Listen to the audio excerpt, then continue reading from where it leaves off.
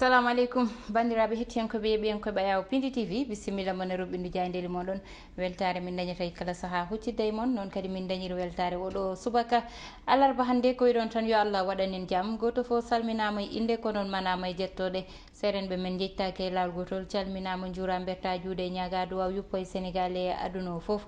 ha jokkude tan wiɗon yon jokku wadde abonné e Pindi TV yon jokku ɓenninde vidéo ji no mbaɗirton ɗum saaha foof ɗum ne yettude kala yeeɓiyanke ha tengti toon to Daara Halayɓe wuuro Allahji Mamadou Moussa lino wiyete ni Aissata Ndiaye debbo mo Daara Halayɓe kañum tigui addanta on ko ɓuuri tengtude ɗum noon ene jeeya hande ko ɓuuri tengtude e jayndeli ɗi recours aji ganduɗa landaji ɗi nawi ɗum e yeeso conseil constitutionnel ɗum ɗon nane nder jayndel ɗi ma en gar hen goɗɗum woni wargoli kewɗi e nder leydi ndi jayndeli ɗi ne garti hen ha tengti tan ko kewno toon to ganduɗa woni to diwan mo Tivaoune to jayndeli ɗi ne garti hen ɗum noon hettiyankoɓe yeeɓiyankoɓe ayaw Pindi TV en batta sona udditirde jayde gendire lesolay jayde gendire noon oɗo subaka ari koye losko mangowan ganduɗa waɗama fanude ɗum e hôpitaux ji leydi meɗen caggal ko kewno Kaolack Linguére e ko sakkiti hewde ɗo ɗo diwan mo Tivaoune ɗo yete woni liruji 11 wasɓe pittali mumen e cuumu ina anda tigui haade nden to diwan mo Linguére toon ko way noon kewino toon ha liruji 4 mbasi hen pittali mumen ɗo joni noon ɓe daari tan gam rendinde kala ɓe ganduɗa haqqillaji mumen ina yaaji faye ngal ɗon banggal ɗum noon woppani docteur eɓe expert uji joguiɓe banggal courant joguiɓe banggal mango e ko way noon kamɓe fo noon ɓe ndenti ɗo gotel wadde tan yewtere mawde nde ɗon yewtere noon nde ɓe mbaɗi ɗum koɓe jaltini hen woni tan hôpitaux ji gonɗi e nder leydi meɗen Sénégal kay koko foti ƴewtede tigui no ƴewtirte woni mangoli ɗi e ko way noon foti tan fewnitede ɗum ɗon nane nder jayde gendire lesolay caggal ɗum goɗɗum ko ganduɗa nani hen kay woni gardiɗo leydi ndi wi tan ko ganduɗa kay darnama woni usine d'eau mo ganduɗa usine mo ganduɗa fewnata tan ko laɓɓinde ndiyam yaltina hen yette tan lamɗam ɗam ɗum ɗon darna tan koto ɗo ganduɗa kañum woni diwan mo Dakar ɗum ɗon noon hewɓe noon darima gam wiide tan koko sohlano saabu ko wayni tigui leydi sohli bandiraɓe hettiyankoɓe caggal ɗum garen e jayde las kañum noon las e oɗo subaka hande ari tan koye recours aji ɗi garɗen joni walla ɗi kalden joni birsiɗen wiide tan oɗo saaha kamɓe landaji ɗi aɓene yeeso kadi conseil constitutionnel nannude toon kayitaji mabɓe ngal caggal nde ɓe jaɓani ko kewi ko woni tan ko DG wiide yete wonna landaji ganduɗa walla mbiyen tan liste uji ɗi ndewani lawol ɗum noon saabi kamɓe Benno Bokk Yakar e tan wonɓe Yewwi Askan Wi wadde ɓe recours huccidde fanude ɗum e tan conseil constitutionnel wiya kay oɗo saaha ɓe duttitima kadi e ngal ɗon banggal garen tigui e jayde quotidien le quotidien kam Sud Quotidien kañum Sud Quotidien noon dawri tan ko arde ha joni wiide tan recours aji kay ɗo joni nani kadi faati e yeeso conseil constitutionnel sage uji jeeɗiɗi ɗiɗon kamɓe kadi poti joɗade tan yewtidde koye mabɓe ƴewtade ko lawol e loi wi e ɗum ɗo kadi gam tan ɓe mbawa addude hen ko laaɓi ɗum noon woni tan ko ganduɗa aɓena paade hen caggal nde arrêté mo Antoine Félix Diome waɗi fanude ɗum e élection ji ɗi ɗo joni noon konngudi moɓɓe fadete ɗum wona waɗa e jayde quotidien le quotidien ngal jayde Sud Quotidien le quotidien kam rewi kam hande oɗo subaka garen e jayde enquête noon kañum ari tan ko ha joni e wiide tan choix walla mbiyen gardiɗo leydi ndi e cuɓowol mum wonɓe jaadani hen ngol ɗon cuɓowol noon woni tan ɓe mbi kanko o ƴetti e liste mo ganduɗa kañum woni liste kay paaɗo walla mbiyen liste mo Benno Bokk Yakar ɓe mbi Macky 2012 ko yejjitaɓe tigui e ngoɗon tan suuɓo ganduɗa waɗama ɓe mbi to diwan mo Thiés ne ha joni tan wonɓe ganduɗa kamɓene ɓe tikke ngal ɗon banggal ɓe mbi parti socialiste yimɓe muɗum ƴefta hen tan ko dañɓe résultat ji élection ji local ɗiɗo ɓennude ɓe mbi noon won hewɓe ɓe ganduɗa jaada andani ko wayni kono noon ɗo joni tawde listuji jalti wawi wiyede tan ko haala gasi. Garen jayde quotidien le quotidien ko joni tigui jettiɗen hen ɗum ɗon noon kanko ɓe mbi Macky Sall noon holli caggal hewɓe baɗono AFP PS e rewmi ɓe jiyani koye mabɓe e liste uji ɗiɗo walla mbiyen liste cuɓotoɗo fodɓe wonde toon to suudu sardiɗi leydi meɗen. ɗum ɗon ina anda élection ji ko 31 foti wonde lewru juillet so Allahu lamɗo jaaɓi. ɗum noon ɓe mbi wonɓe ganda jiyani koye mumen e liste uji ɗon mi limti joni woni PS AFP e waɓe no rewmi kamɓe noon ɓe jaadani hay lawol gotol eko dañi ko ɓe daari noon gam wiide tan kanko gardiɗo leydi ndi kay o suuɓi tan ko ɓe ganduɗa yete oɗo saaha kolliti koye mumen walla keeɓi darade mbaɗi résisté walla kolli dole mumen yeewi askan wi manane wawi wiyede gañiɓe e tan banggueji mumen. ɗum woni konngudi ɗi ganduɗa yete addama e nder jayde quotidien le quotidien ha joni tan lettre ouvert baɗaɗo e nder hen kadi nen ɗum ko jammi gohɓe darni ɗum kamɓe mbaɗi oɗon lettre ouvert e tan lettre ouverte ɓe mbaɗi ɗum e nder o nde ɗo jayde uddiɗo ɗum fof ma taw ɗum hen. Garen e jayde vox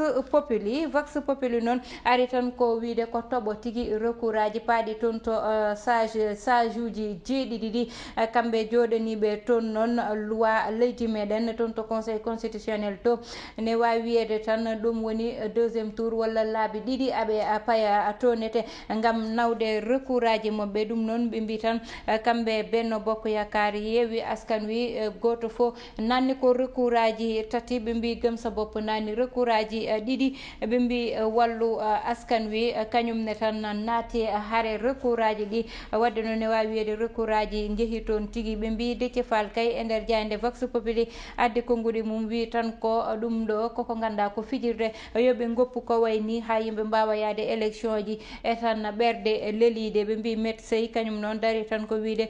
solution ne wawi dañede tiɗi e ɗiɗo landaji dariɗo kay wi yo tan sage uji jeeɗiɗi ƴewno mbaɗirta liggey mumen woni Aliou Tine no waɗirno ɗum ni. ɗin konngudi kadi o rutti kadi ko heno arti widemo tan kala ko mbawi wadde ha élection ji dañoy dow jaam leydi ndi gona e deƴre yoɓe mbaɗɗum. ɓe garen ha joni e konngudi tan oɗo ɓiɗɗo gorko biyeteɗo Abdourahmane Sow kanko noon ko coordonnateur tan coordonnateur kos kanko oɗo saaha noon dari tan wiide yete hewɓe dow joni nani daari gam tan darade caggal Ousmane Sonko e waɓe noon ina tan beddo ina gujana ɗum nebam walla mbiyan tan ina haalana ɗum moƴƴere koɓe ganduɗa yete ƴewatani banggal lawol e ko way noon. ɗum woni konngudi makko kay e nder jayde vox populi. gareni jayde les échos noon ɓe mbi tan Boubacar Biaye e tan Mamadou Sall woni ɗiɗo nangganoɓe e kopareje ndewani e tan passeport uji diplomatique kamɓe noon oɗo saaha kay ɓe mbi ɓe mbaɗat recours. ɗum noon ko avocat mo ɓe suutidi ɗon konngudi woni maître Antoine Mbengue widemo ko tan oɗo saaha wonko ganduɗa kay fawama e dow mabɓe ni jeeyaka hen wadde noon ɓe goppirta noon maɓe dutto ɓe mbaɗa recours 21 lewru juin wonata maɓe gandu noon holɗo ɗum ɗo yete wattinta. ɓe mbi kadi wargoli kewɗe nder leydi meɗen ɓe garti hen tigui saabu ɓe mbi to Tivaoune Peulh e nder lewru woturu wargoli tati dañi toon. ɗum ɗon noon ko ɓuuri hen wattindade ko e ɓuuri baɗade woni ɗum ko balɗe ɗiɗi tan dañi oɗo ɓiɗɗo gorko kay barɗo Pape Mbaye kanko Pape Mbaye noon warimo ko Khadim waririmo tan ko ujunnaje ɗiɗi e temedde nayyi hay nde o fimo hawa yiyane leydi o ƴetti ko brique o wi amo tan o yooɓo o wonki oɗo guel ɗo cukalel gorel hande nawete koye lawol tigui wasi fittandu muɗum goɗɗo mo ganduɗa kay lawol nani faye muɗum hitere ɗum ko caggal leydi tigui woni Yaya Jammeh. ɓe mbi noon e 13 woɗɓe oɗo saaha toon to diwan mo Gambie aɓe pawe makko tan hitere saabi ɗum ko wargoli ɗi ndewani lawol e godde baɗe ɗe ganduɗa ko baɗe ɗe belani nande. gareni jayde l'observateur ɓe mbi tan liriyon toton mbarano basde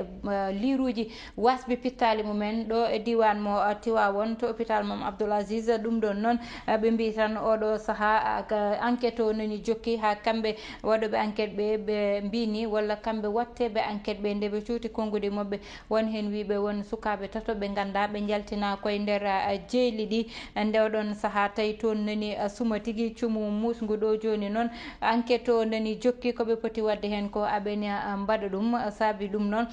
ko tan cukalon kon potano wonde kañumen tan e nder suudu safrirdu nduɗon ɓe potano woppide koye mabɓe ha nguɗo cuumu ƴetta oɗon temps foof haaɓe mbasi hen pittali mabɓe. goɗɗum kay ko ganduɗa ɓe garti hen ko hakkude gardiɗo leydi ndi e sohnajo muɗum ɗum noon ɓe mbi tan ko hakkude mabɓe mataw noon welema ne heewi hen te ɗum ko ganduɗa noon hewɓe pawi hen guite mumen te noon ndaw ko foti te kadi ndaw koɓe kandi kamɓe ɗiɗo saabu hakkude yimɓe ɗiɗo yiɗodirɓe ko jaam tan heeƴi hakkude mumen. ɗum ɗon nane nder jayde l'observateur ɓe gaari kay ha joni e hakkude Yewwi Askan Wi e nawde recours muɗum e yeeso 7 sage uji ɗiɗon koye jayde l'observateur woni. garene jayde libération ɓe mbi parquet kay ɗo joni udditi kadi dossier faade tan hakkude Adji Sarr e Ousmane Sonko ɓe mbi kay guel ɗo cukalel gorel biyetede Sidi Ahmed Mbaye kanko noon o meeɗa tan yeddude cehilagal makko hakkude makko e tan Adji Sarr ɗum noon woni ko ganduɗa nane nder ndeɗo jayde ɓe mbi dossier o hettama hen kono yeddani hay gotol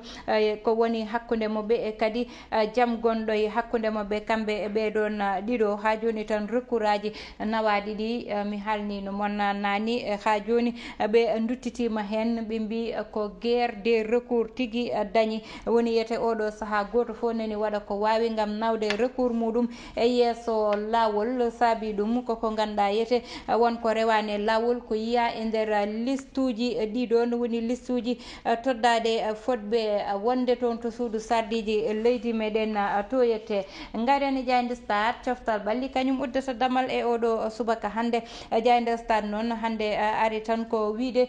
kay ɗoɗo saaha caggal nde wiya nogas e joyo e tan fettoɓe nani ɗo e nder leydi meɗen gam match moɓe paranta o fayde éliminatoire uji ɓe mbi noon Sadio Mané pattenoɗo o yettima oɗo saaha son ji amana wambi sak makko mo wayno jippotoɗo ni ɗum noon wiide tan o yettima tigui e nder leydi makko oɗo saaha match uji ɗiɗon noon ne foti dañde ɓe mbi noon ko ɓuuri hen hewde Sénégal aɗoto hebde match uji ɗo e nder leydi meɗen ene jeeya hakkude muɗum e Rwanda e tan Rwanda hakkude muɗum kadi e ɓeɓe ganduɗa kamɓe goni Bénin e kadi to Zimbabwe ɗum ɗon ne foti wonde tan koye lewru septembre ɗum foof koye nder leydi meɗen foti dañde hettiyankoɓe yeeɓenkoɓe ɗum tigui uddata banggal roɓindu jaydeli meɗen e oɗo subaka hande en batta sona uddidde e ɓoore wonde faade tan ko fayi e banggal gueɗe rendo walla mbiyen fait divers gueɗe rendo meɗen hande subaka ma haal e ko winda e nder jayde Les Échos hollide tan ha joni wargoli gonɗe e nder leydi meɗen saabu so neɗɗo warama saabu ñamade ganduɗa ko ujunnaje ɗiɗi e temedde nayyi ɗum ɗon hande hulɓinima yiyama ni cukalel ganduɗa wari ɗo guiƴum dañama taw hay lebbi ɗiɗi kañumne o wardi ɗum tan ko foggue jayuji ganduɗa hakkude wonɗo e hakkude mabɓe hakkude capannayyi ha fayi temedere ɗum ne wawi wiyede ha joni wona kaali saabu so wiyama ujunnaje ɗiɗi e temet nayyi hande handani neɗɗo ina wara hen neɗɗo ha tengti e kadi ko ganduɗa kañum woni temedere walla capanɗe nayyi ɗum foof ko wiide tan kamɓe sukaɓe oɗo saaha aɓena pijira gurdam mabɓe aɓena pijira cukagu mabɓe kono kadi aɓena pijira ɗum ko ganduɗa kañum woni gonki jignaɓe mabɓe saabu cukalel hande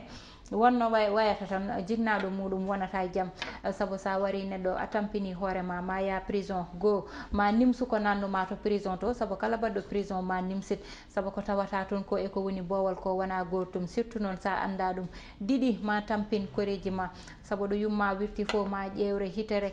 ko ɓi ko wari neɗɗo ma ƴewre hitere holno wonirno e nder dewgal makko saabu wonko neɗɗo ne waɗa e baaɗe bonnata ha bonna no neɗɗo joɗori no yummum joɗorino e nder suudu e nder dewgal muɗum saabu hande wiyete ko so ɓiɗɗo moƴƴi ko jignaɗo wiyete kadi ko so ɓiɗɗo booni ko jignaɗo wadde sukaɓe hande poti fewnude liggueyaji yummumen liggoto e nder coodi bamumen liggueyaji yummumen liggoto e nder dewle mumen saabu wonno neɗɗo wayata tan hande gonki yummum ma ñiŋe ma bonne tawa yummum waɗi ko foti wadde foof e nder suudu bamum wadde noon sukaɓe yo gartir hakkillaji mumen ko mbatta ko hoto ƴeew tan wondeɓe suka e kadi wuldeɓe e ƴiƴam saabu cukalel suka kam so woni suka tan miijo muɗum hewani wirtade ko ɓuuri tan woɗɗude hinere muɗum wadde noon saaha foof yo goto foof artirtu hakkille muɗum anda so neɗɗo joganimami yo jarane yaade police yo jarane yaade jinnaɓe muɗum yo jarane haalande ɓe poɗɗa haalande ɓe kono warde neɗɗo gam ujunnaji 2 e temedde 4 ɗum ɗon wonko jarani nanneɗa prison nimsa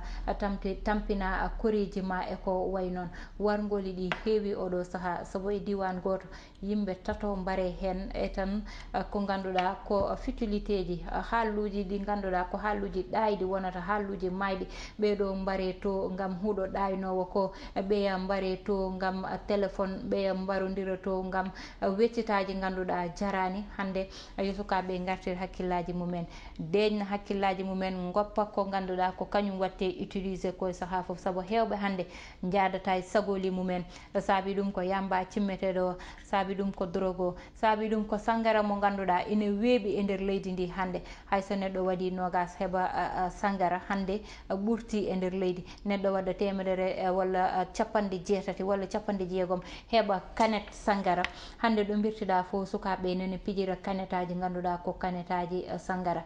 jara ɗum a natti wondude e hakkille ma a natti wawde muñande hay goto neɗɗo wima luɓam ɗo naggam ƴetta totta ɗum garta mbiya tottam kalisam komi cohluɗo ɗum a wima mi jogaki haare ala ƴettodiral ala saabu mo ƴettiɗa foof yofto ƴettodiral goto fo yiyete ƴatto goɗɗo o ɓurɗo hen wonde